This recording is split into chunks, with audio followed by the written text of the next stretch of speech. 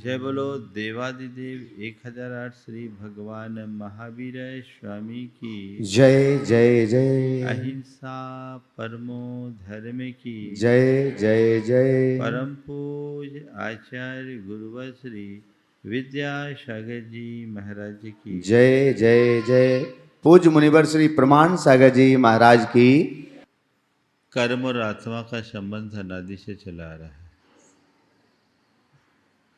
24 घंटे हमारे द्वारा प्रवृत्तियां होती हैं और प्रवृत्तियों के परिणाम स्वरूप उसके संस्कारों की छाप हमारी चेतना पर पड़ती है। कालांतर में वे ही संस्कार फलीभूत होते हैं, अच्छे बुरे कर्म के रूप में फलते हैं और हमारे जीवन में सुख दुख उत्पन्न करते हैं। ये क्रम अनादि से चल रहा है। प्रवृत्तियों से कर्म का आगमन होता है, वो आश्रव है, और प्रवृत्तियों के नियंत्रण से कर्म से का प्रवाह रुकता है, ये संवर है। जैसे कोई नाव चल रही हो और उसमें छिद्र हो तो पानी का प्रवाह उसमें प्रवेश करेगा, और पानी भरते भरते अगर ज़्यादा भर जाए तो नाव को डूबने से बचाया नहीं जा सकता। तो जब कभी नाव में पानी भरता है, हम उसे उलीचने का जितना प्रयास करते हैं, उसके साथ ही छेदों को बंद करना हमारी पहली प्राथमिकता होती है। छिद्र को बंद करें। हमारी आत्मा में कर्म का प्रवाह लाने वाले कुछ छिद्र हैं। वह है मिथ्यात्व, वह है असंयम, वह है कषाय, और वह है हमारी दुष्प्रवृत्तियां। इनसे कर्म आते हैं। ये कर्म के आश्रव के हेतु हैं। इन्हें जीतने के लिए हमें कुछ दूसरा मार्ग अपनाने की जरूरत है। आचार्य कुंद कहते हैं, अगर तुम अपने आप को बचाना चाहते हो, कर्मों से बचाना चाहते हो, तो क्या करो? वे कहते हैं तुम सबसे पहले सम्यक्त को अंगीकार करो। तुम्हारे जीवन में सम्यक्त होना चाहिए। फिर वे कहते हैं अपने जीवन को बचाना चाहते हो, सुरक्षित रखना चाहते हो, तो व्रतों को अंगीकार करो। फिर कहते हैं कि अपने आप को बचाना चाहते हो तो कषायों पर नियंत्रण करो, और अपने आप को पूरी तरह से बचाना चाहते हो तो क्रमशः अशुभ प्रवृत्ति को निरुद्ध करते हुए शुभ प्रवृत्ति से भी ऊपर उठो और निर्वृत्ति को अंगीकार करो। ये 4 ऐसे मार्ग हैं जिन्हें अपनाकर हम अपना जीवनोद्धार कर सकते हैं। संसार का मूल मिथ्यात्व है, मतलब गलत दृष्टिकोण, उल्टी मान्यता, विपरीत श्रद्धा, गलत सोच जब तक तुम्हारे अंदर होगी तब तक अपने जीवन का उद्धार नहीं कर सकते। अनंत जीवन हमारा ऐसे ही बीता है। हमने वस्तु के स्वरूप को ठीक तरीके से नहीं समझा। हमने चीजों को वैसा ही माना जैसे वह दिखती है, वैसा जानने की कोशिश नहीं की जैसी वो है। बहुत गंभीरता से समझने की जरूरत है। चीजें वैसी ही नहीं है जैसी वो दिखती है। बहुत बार ऐसा होता है, चीजें दिखती कुछ और है और होती कुछ और। छत पर खड़े हो, दूर क्षितिज दिखाई पड़ता है, ऐसा लगता है कि धरती और आसमान मिलकर एक हो गए। क्या दुनिया के किसी कोने में धरती और आसमान मिलकर एक हुए हैं? दिख रही है पर है नहीं। हमें इसका पक्का पता है, और जब कभी भी नजर आता है हर समझदार आदमी कहता है ये दिख रहा है पर है नहीं। किसी सरोवर में झलकता हुआ चांद का प्रतिबिंब हमें दिखाई पड़ता है कि चांद धरती पर उतर आया, दिखता है, पर क्या वहां कोई चांद है? समझदार आदमी इस बात को जानता है कि ये चांद नहीं, चांद का प्रतिबिंब है। चांद तो आकाश में यहां नहीं, लेकिन बच्चा उस चांद को पकड़ने के लिए मचल उठता है। दूर दिखाई पड़ने वाला कोई ठूंठ हमारे लिए कभी कभी पुरुष का भ्रम उत्पन्न कर देता है कि कोई व्यक्ति खड़ा है, और दूर खड़ा व्यक्ति उस ठूंठ को ही पुरुष मानने का भ्रम पाल लेता है कि ये ठूंठ है, ठूंठ नहीं पुरुष है। लेकिन ये ठूंठ है या पुरुष, इसका आभास तो हमें तब होता है जब हम अपनी अनुभवी आंखों से देखते हैं या उसके निकट जाकर के खड़े होते हैं। जो दिख रहा है वो हो कोई जरूरी नहीं। रोज का अनुभव है। पानी की बाल्टी में एक लकड़ी का टुकड़ा डालो, लकड़ी कैसी दिखती है? पानी भरी बाल्टी में लकड़ी का टुकड़ा डालने पर क्या दिखता है? लकड़ी तिरछी हो गई, दिखती है। लकड़ी तिरछी दिखती है, पर तिरछी है क्या? दिख क्यों रही है? जो है पानी में डालो लकड़ी तिरछी, बाहर निकालो लकड़ी सीधी। अरे पानी में जादू है, लकड़ी को सीधी को भी तिरछी कर देता है ऐसा? सामान्य व्यक्ति यही कहेगा, लेकिन जिसे प्रकाश के परावर्तन के सिद्धांत का ज्ञान है वो कहेगा नहीं, लकड़ी तिरछी दिख जरूर रही है पर लकड़ी सीधी है। क्यों? क्योंकि प्रकाश की किरणें एक माध्यम से दूसरे माध्यम में जाती है, तिरछी पड़ती है, इसलिए तिरछी दिख रही है, तिरछी है नहीं। संसार के ज्यादातर प्राणी, और ज्यादातर प्राणी क्या, उनमें हम आप जैसे लोग भी शामिल हैं, हमने चीजों को उसी रूप में देखा समझा है जिस रूप में वो दिखती है। हमने उस रूप जानने का कभी कोई प्रयास नहीं किया जो वो है। और जब तक वस्तु के वास्तविक स्वरूप का बोध नहीं होता, हमारे भीतर सम्यक्त का प्रकाश नहीं होता। और वास्तविक स्वरूप से अनजान व्यक्ति अपने आप को कर्मों से बचा नहीं सकता। शास्त्र की भाषा में इसका ही नाम मिथ्यात्व है।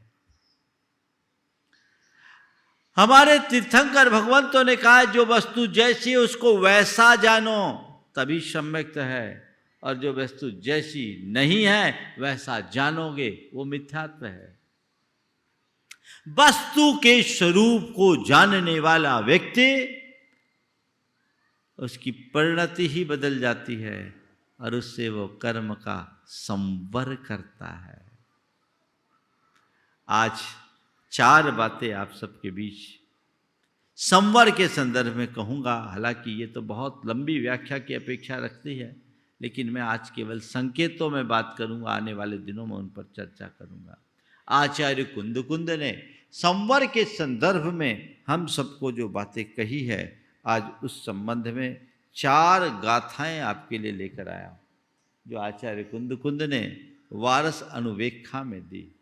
यद्यपि उनके अन्य ग्रंथों में भी संवर की बहुत चर्चा है, पर मैं तो पूरे कुंद वांग्मय का जो मंथन करके नवनीत है वो आप सबके बीच प्रस्तुत करना चाह रहा हूँ, जिससे आप सब वस्तु के स्वरूप को समझकर अपने जीवन का पथ प्रशस्त कर सके।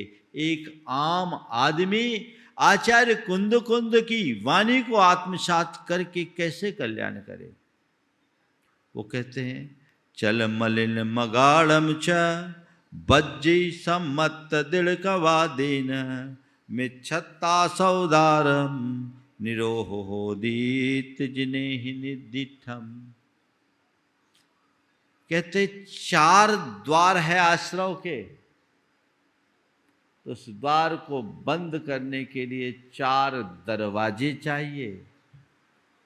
सबसे पहला कह रहे हैं चल मल और अगाड़ दोषों से रहित सम्यक्त के दृढ़ कपाट के द्वारा मिथ्यात्व के आश्रव द्वार का निरोध होता है, ऐसा जिनेंद्र भगवान ने कहा है। तो पहला संवर का माध्यम सम्यक्त है, जिसकी चर्चा आगे मैं करूंगा।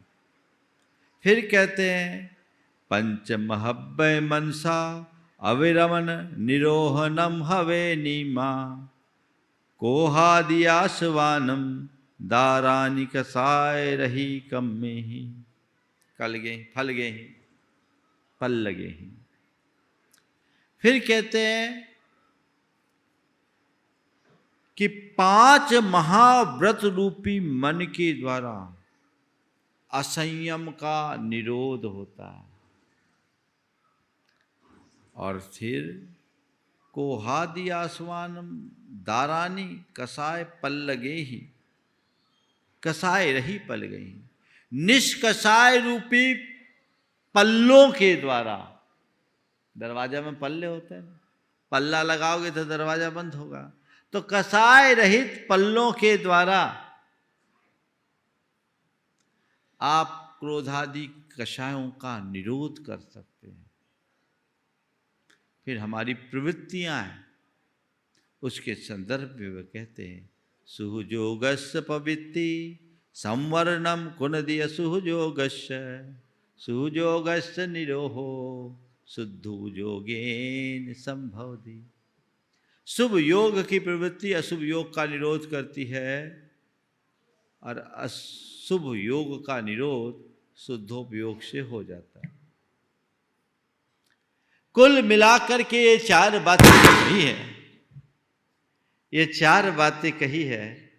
इन 4 बातों को हमने आत्मसात कर लिया तो हमारे जीवन में 4 चांद लग जाएंगे। अपने आप को बचाना चाहते हो संवर से, तो सबसे पहले जानो मैं कौन हूं, वस्तु के स्वरूप का श्रद्धान। देव गुरु धर्म के प्रति श्रद्धा होना, तत्व पर श्रद्धा होने की बात हम लोग कर लेते हैं। अपने आप को तो जानो मैं कौन हूं। अपनी अंतर्मुखी चेतना को जगाए बिना जीवन का उत्कर्ष संभव नहीं है। अपने आप को बचाना है तो हमें चाहिए कि हम अपने आत्म स्वरूप को पहचानें। हर पल ये ध्यान रखें, हर पल ये ध्यान रखें कि मैं शुद्ध आत्मा हूं, पवित्र आत्मा हूं, मैं देह नहीं चेतन हूं। और जिस पल ये श्रद्धान प्रगाढ़ हो जाएगा, तुम्हारी आपाधापी भागम भाग अपने आप नियंत्रित हो जाएगी। मैं शुद्ध आत्मा हूं, मैं पवित्र आत्मा हूं, मैं चेतन आत्मा हूं, मैं ज्ञान स्वभावी आत्मा हूं, ये अंदर से आना चाहिए। आप लोगों के अंदर ये भाव आता है कब? जब प्रवचन में बैठे रहते हैं तब। बाहर निकलते ही कुछ का कुछ हो जाता है। आप चाहते हैं कि मेरी आत्मा का हित हो, मैं कर्मों से बचूं, तो अपने स्वरूप को पहचानने की कोशिश करो। दृश्य जगत से मोह हटाकर भीतर के अदृश्य जगत की तरफ दृष्टि रखो। तुम्हारा धन, पैसा, परिवार, संतान और संपत्ति, यहां तक कि ये शरीर तुम्हारे नहीं है, तुमसे भिन्न है, इस बात की प्रतीति अंतर में होनी चाहिए। मैं इन सब से पृथक शुद्ध चेतन आत्मा हूं। ये श्रद्धान जिसके हृदय में प्रगाढ़ होता है, उसका मोह भाव अपने आप शांत हो जाता है।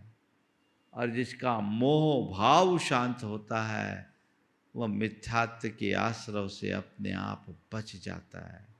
ध्यान रखना, मोह मिथ्यात्व है और मोह के रहते मिथ्यात्व का बंध होगा, आश्रव होगा। मोह भाव से मुक्त हो। 3 चीजें, राग, द्वेष और मोह, सबसे प्रथम चरण में पहले मोह को नियंत्रित करना है। पर में आत्म बुद्धि मोह है और पर से लगाव राग है, पर से अलगाव द्वेष है। लगाव और अलगाव एक सम्यक दृष्टि के जीवन में भी हो सकता है, लेकिन मोह नहीं होना चाहिए। मोह मतलब मुग्धता, और राग देश मतलब क्षुब्धता। कोई मुग्ध होता है, कोई क्षुब्ध होता है। जब तक तुम मुग्ध हो या क्षुब्ध हो, संसार में रुलोगे, दुखी होगे।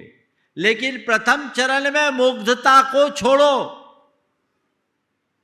हम धर्म की बात करते हैं, धर्म है क्या? धर्म क्या है?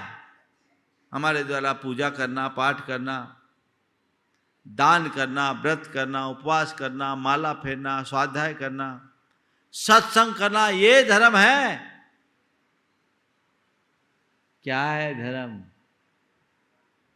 जब आचार्य कुंद कुंद से पूछते हैं धर्म के स्वरूप की बात, तो कहते तुम जितनी बातों को धर्म मानते हो ना, वो धर्म के बाहर का कलेवर है, असली धर्म नहीं है। समझ गए? कलेवर में मत उलझो, उसमें मत उलझो, असली को पहचानो। आप केला खाते हो तो उसके ऊपर क्या रहता है? छिलका। छिलका को क्या करते हो? खाते हो कि फेंक देते हो? खाते क्या? गूदा। तो असली गूदा क्या है पहचानो। छिलके से उस गूदे की सुरक्षा होती है। छिलका हट जाए तो केला सुरक्षित नहीं रहेगा, ये सत्य है। लेकिन खाना किसको है? छिलके को कि केला को? तो असली केला धर्म का क्या है? तो वो कहते चारितम खल धम्मो, धम्मो जो सो समोत निडिठो, मोह खोह विहीनो, परिणामो अपनो हुसमो। वो कहते चारित्र धर्म है। वो चारित्र क्या है? धम्मो जो सो समोत निडिठो, अंदर की क्षमता ही असली चरित्र है। और वो क्षमता क्या है? क्षमता किसको बोलते हैं? मोह खो विहीनो अपनो परिणामो हो समो। मोह और क्षोभ से रहित आत्मा के परिणाम का नाम समता है।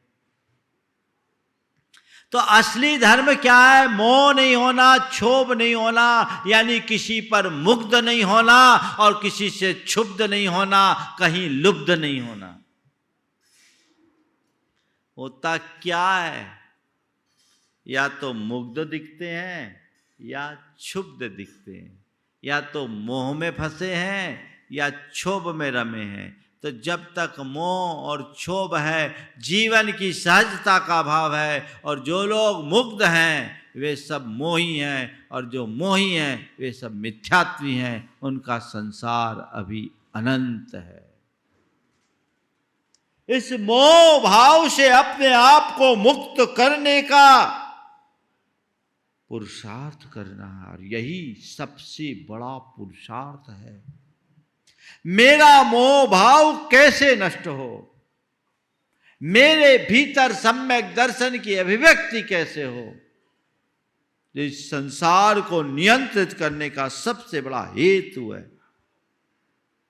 नित्य भावना भाव। मैं कौन हूं, मेरा क्या है, मैं क्या कर रहा हूं, मुझे क्या करना चाहिए, ये सवाल पूछिए।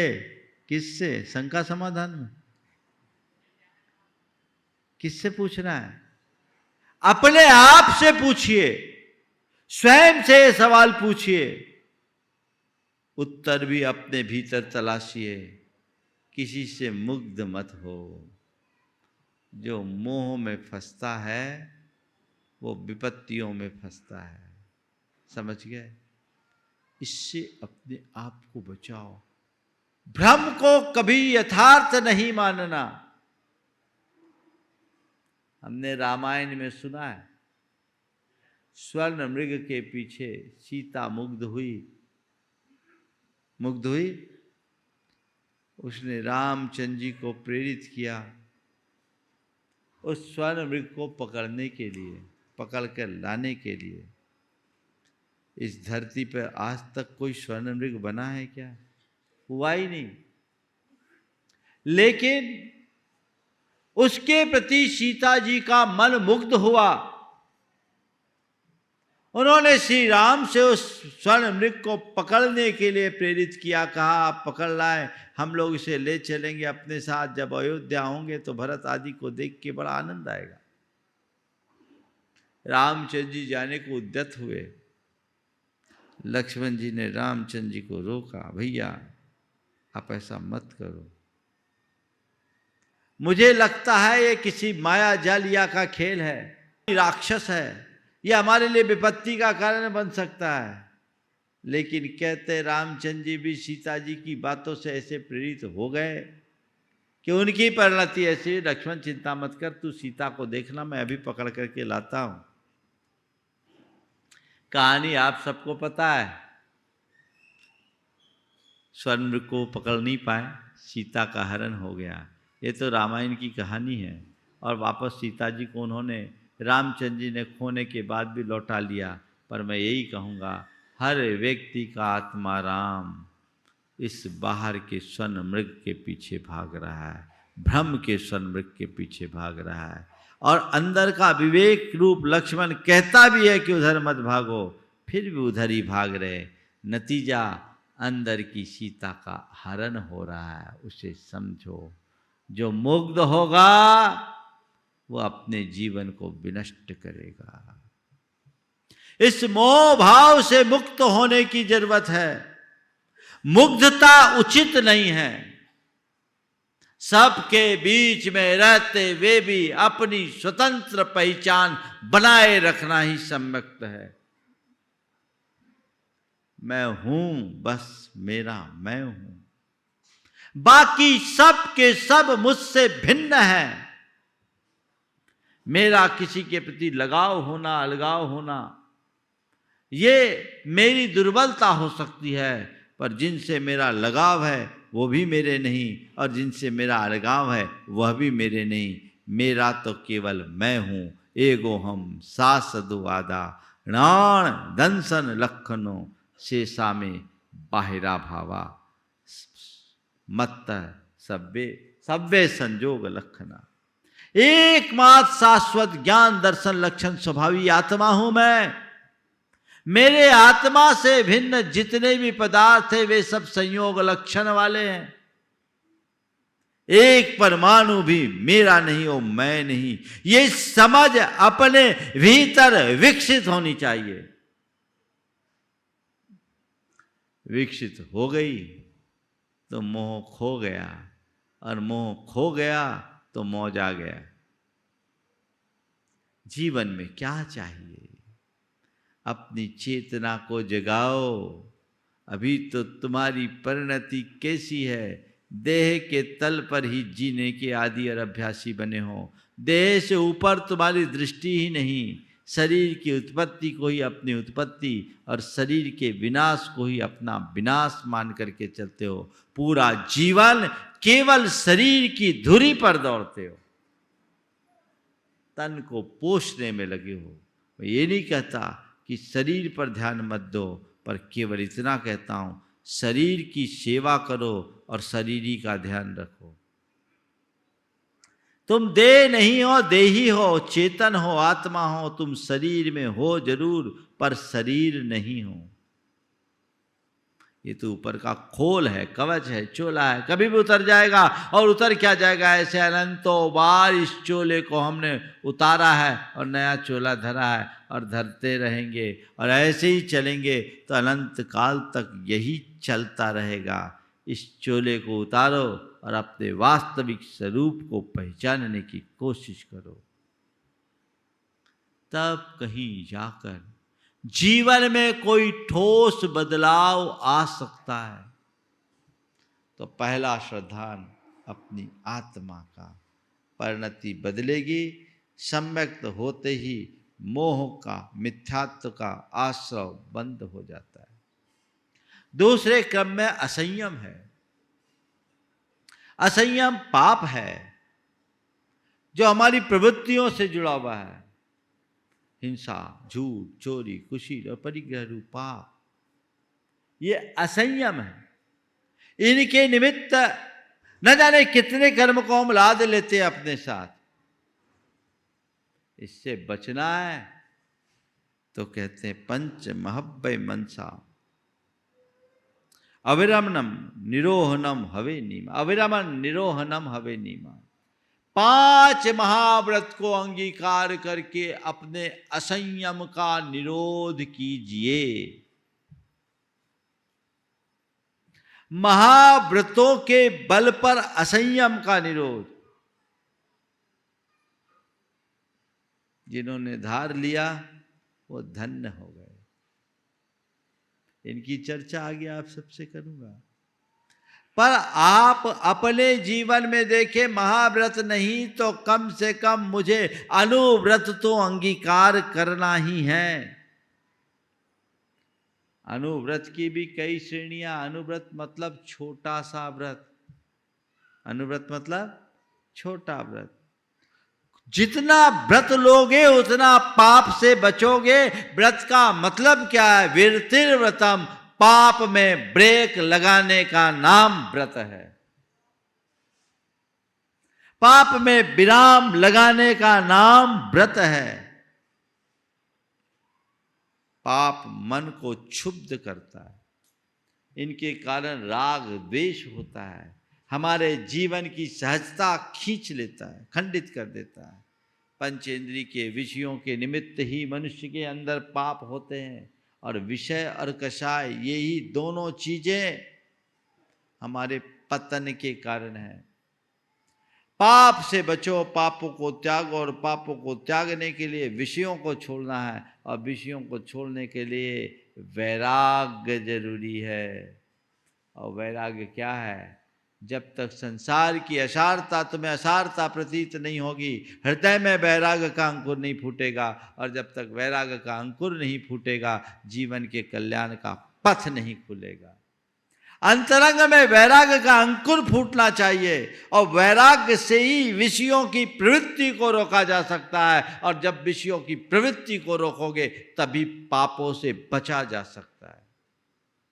हम जब कभी वैराग्य की बात सुनते हैं तो हमें क्या समझ में आता है? वैराग्य का मतलब घर बार छोड़कर साधु संतों का बाना पहन लेना, बाना धार लेना, यही है ना? इसी को वैराग्य बोलते हैं। अरे ये तो वैराग्य का बाहरी रूप है, ध्यान रखना, ये भेष का वैराग्य है। मैं आपसे कहता हूं, तुम वैरागी का भेष धारो या न धारो, पर कम से कम अपने मन में वैराग्य को जगा लो। अभिप्राय में वैराग्य होना चाहिए। वैराग्य का मतलब है चीजों के प्रति अरुचि होना, उनसे मन अलग होना, उनमें रस न आने देना, उन्हें असार समझ लेना। जितना प्रगाढ़ वैराग्य होगा, संसार और संसार के भोगों की, विलासताओं की चीजें तुम्हारे लिए उतनी ही अर्थहीन लगने लगेगी, अरुचिकर लगने लगेगी। अरुचिकर लगनी चाहिए, वो हे दिखनी चाहिए। उनके प्रति लगाव का भाव नहीं होना चाहिए। ये अंदर का वैराग्य है, उसका जीवन धन्य हो गया।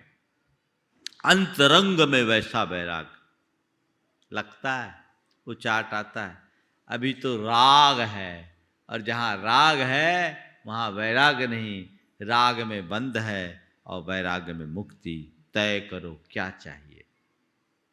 राग में दुख है और वैराग्य में आनंद है। तय करो क्या चाहिए। भाव में वैराग्य होना चाहिए। उन चीजों में वैसी रुचि नहीं होनी चाहिए जो हमें संसार में उलझाती है, हमें दुख देती है, जिनसे बंधन बढ़ता है।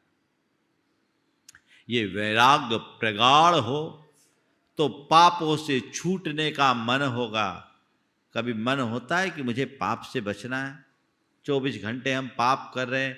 ज़्यादातर लोगों को तो ये होश ही नहीं है कि हम पाप कर रहे हैं। उनने अपने जीवन को एक रूटीन जीवन बना लिया है। थोड़े बहुत जो हमारे यहाँ संकल्पी हिंसा के त्याग की बात होती है, उससे तो लोग फिर भी विमुख होते हैं, उसकी तरफ थोड़ा ध्यान देते हैं। पर और जो दिनचर्या में 24 घंटे पाप होते हैं, उन पापों के प्रति कभी विचार आता है कि ये पाप मेरे जीवन के संताप का कारण है, इस पाप से मेरा पतन होने वाला है, 24 घंटे मेरी प्रवृत्तियों में पाप जुड़ा है, मुझे इससे बचना है?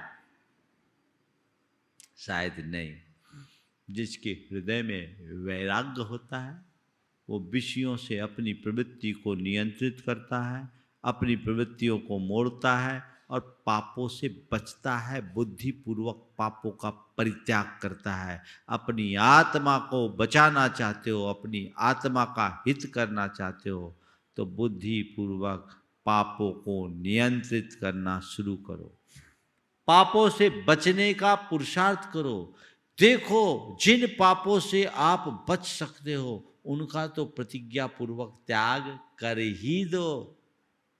अनावश्यक पापों से बचो। विषय और कषाय की चाह जब तक हृदय में पलते रहेगी, तुम्हारा संसार बढ़ता रहेगा। इसे ही नियंत्रित करो। असल धर्म ये है। हम लोग धर्म की बातें बड़े बड़ी कर लेते हैं, धर्म की चर्चा बड़ी बड़ी कर लेते हैं, पर धर्म के मूल स्वरूप पर हमारा ध्यान बहुत कम जाता है। अंतर को साफ करो, अंतर को निर्मल करो, वो संवर है। जिसने अपने केंद्र में आत्मा को बिठा दिया, उसका बाहर का जीवन अपने आप बदलना शुरू हो जाता है। हम लोगों की एक बहुत बड़ी भूल है, और वह भूल कुल यह है कि हमने धर्म के बाहरी स्वरूप को तो बहुत अच्छे से पकड़ लिया, भीतरी स्वरूप को जानने का कभी कोई पुरुषार्थ ही नहीं किया। भीतरी स्वरूप को समझने की तैयारी होनी चाहिए। तो आप 5 महाव्रत रूपी मन के द्वारा अवरति का निरोध करो, असंयम का निरोध करे। वैराग्य से विषय छूटते हैं, और फिर कोहादियासवानम दारानी कसाय रही पलगे ही। आप क्रोधादि कषायों का नियंत्रित करना है तो निष्कषाय भाव के कपाट लगा दो। अब ये सवाल है, कषायों से कैसे बचे? तो कषायों से बचने के लिए क्या है? ज्ञान। विषयों से बचने का साधन वैराग्य है, तो कषायों से बचने का साधन ज्ञान है। ज्ञान से कषायों पर नियंत्रण लाया जा सकता है, और वैराग्य से विषयों से बचा जा सकता है। ज्ञान, स्वरूप का ज्ञान, आत्मा का ज्ञान। तुम्हारा ज्ञान जितना प्रगाढ़ होगा, तुम कषायों से उतनी ही तत्परता से बच सकोगे। कि ज्ञान कितना काम करता है। आप अपने अनुभव को देखो। आप दुकान पे बैठे होते हो, कई बार ग्राहक आपका दिमाग चाटता है, प्राय रोज ही होता होगा। आप कभी ग्राहक पर झल्लाते हो? बोलो, नहीं ना? क्यों नहीं? क्यों संजय, ग्राहक पर झल्लाते हो? क्यों नहीं? क्यों नहीं? अरे महाराज, ग्राहक को नाराज कर देंगे तो खाएंगे क्या? ये क्या है? ये आपका ज्ञान बोल रहा है ना, ये आपका विवेक बोल रहा है। इस विवेक से आपका क्रोध नियंत्रित हुआ कि नहीं हुआ? बोलो, है ना अनुभव की बात? किसने नियंत्रित किया? तुम्हारे अंदर के क्षोभ को, तुम्हारे अंदर के गुस्से को, तुम्हारे भीतर की झल्लाहट को। तुम्हारे ज्ञान ने ना। जिसे अपने वस्तु के स्वरूप का ज्ञान हो जाता है, उसके अंदर क्रोध आदि कषायों का विकार उत्पन्न ही नहीं होता। अपने अंदर के ज्ञान भाव को जगाओ, ज्ञान भाव प्रगाढ़ होगा तो जीवन का पथ अपने आप प्रशस्त हो सकेगा। उसे जगाने की कोशिश कीजिए। उस प्रगाढ़ता से जीवन में निष्कषाय भाव आता है। बस ये कषाय मेरा स्वभाव नहीं है, मैं आत्मा हूं। मैं आपसे पूछता हूं, आपको कोई व्यक्ति कोई गलत कार्य करने के लिए कहे, करोगे क्या? क्यों? ये कार्य मेरे अनुकूल नहीं है। मैं समाज का एक रेपुटेड व्यक्ति हूं, मेरा ये स्वरूप है, मुझे ये नहीं करना। होता है जब स्वरूप का बोध होता है तो अवांछित गतिविधियां कभी नहीं होती। मैं हर पल इस बात का स्मरण रखता हूँ कि मैं श्रमण हूँ, मुनि हूँ, और मेरा ये भावबोध मुझे श्रमण विरुद्ध, मुनि विरुद्ध कोई कार्य करने से रोकता है ना? इसी प्रकार जब मुझे ये बोध हो जाए मैं शुद्ध आत्मा हूँ, मैं ज्ञान स्वरूप आत्मा हूँ, मैं चैतन्य स्वरूप आत्मा हूँ, ये ज्ञान जिसके घट में प्रकट हो जाता है वो आत्मा के स्वभाव विरुद्ध कोई कार्य नहीं करता, उसकी कषाय अपने आप नियंत्रित हो जाती है। तो ज्ञान में नियंत्रण है। इसलिए कहते हैं सम्यक दृष्टेर भवति नित्यम ज्ञान वैराग्य शक्ति। सम्यक दृष्टि के भीतर ये ज्ञान और वैराग्य की शक्ति होती है, ऐसी चमत्कारी शक्ति जो उसके पूरे जीवन को बदल डालने में सक्षम होती है। ऐसी ज्ञान की शक्ति से, ऐसी वैराग्य की शक्ति से अपने आप को सराबोर करे, अपने आप को भरे, जिससे जीवन का पथ प्रशस्त हो सके। तो वो हमारा मार्ग है। तो कसाय रहित भाव से हम अपने अंदर संवर कर सकते हैं और अपनी प्रवृत्तियों को नियंत्रित करके हम पूर्ण संवर के धनी बन सकते हैं। और उसका पूरा क्रम बताया, सुजोगस्य पवित्ति संवरणम कुनदि असुहजोगस्य और सुजोगस्य निरोहो शुद्धु जोगेन संभवति। पहले शुभ में प्रवृत्त हो, अशुभ से बचो, दुष्प्रवृत्तियों से मुक्त हो, पहला चरण। फिर प्रवृत्तियों से ऊपर उठकर आत्मा में डूब जाओ। तो अशुभ को छोड़ो, शुभ को धारो और फिर शुभ से ऊपर उठकर शुद्ध में डूब जाओ, परम संवर के अधिकारी बन जाएंगे। आज मैंने भूमिका बनाई है, आगे के दिनों में इसी पर चर्चा करेंगे कि किस तरीके से हम अपनी आत्मा का संवर कर सकते हैं, अपने जीवन का उद्धार कर सकते हैं। इस भाव के साथ मैं यहीं पर विराम दे रहा हूँ। बोलिए परम पूज्य आचार्य गुरुवर श्री विद्यासागर जी महाराज।